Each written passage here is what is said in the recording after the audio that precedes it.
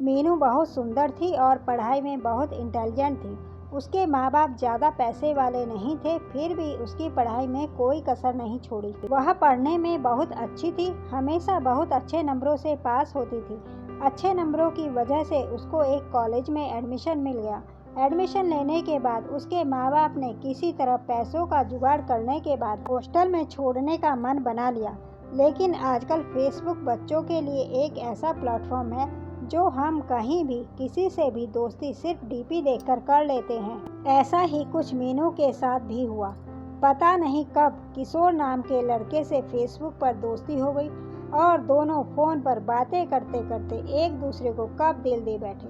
मीनू को किशोर के बारे में कुछ भी पता नहीं था। वह कौन है, कैसा है और क्या काम करता है। बस दोनों पर प्यार का भूत सवार था।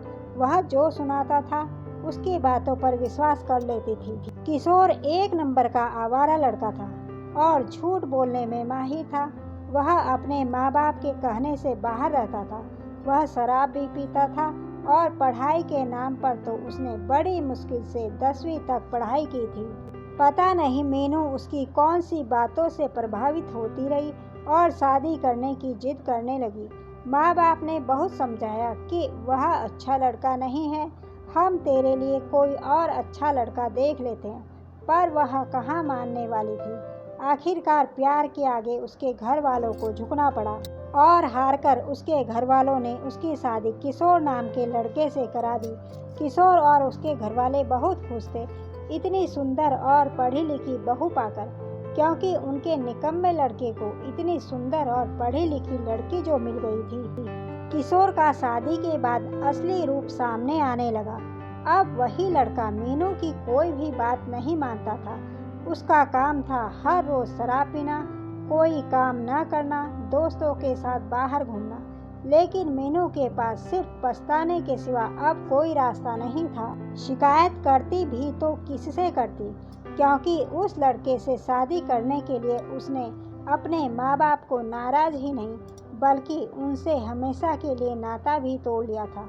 उस लड़के से शादी करने से माँ बाप बहुत नाराज थे। ऐसा करते 1.5 साल निकल गया और किशोर के रंग दिन बर दिन बदलते गए। मीनू के माँ बाप इतने नाराज थे कि उसकी शादी से पहले ही बोल दिया था कि हम तेरे साथ कोई रिश्ता नहीं रखेंगे। मीनू को भी यह सब मंजूर था।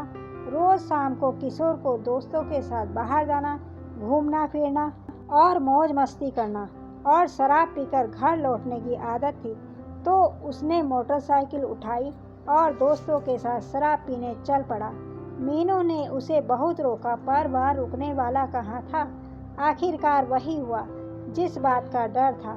9 बजे पुलिस का फोन आया कि आपकी इस नंबर की बाइक का एक्सीडेंट हुआ है और इस लड़के की एक्सीडेंट में मौत हो गई है। मीनू इस टाइम 7 महीने की प्रेग्नेंट थी।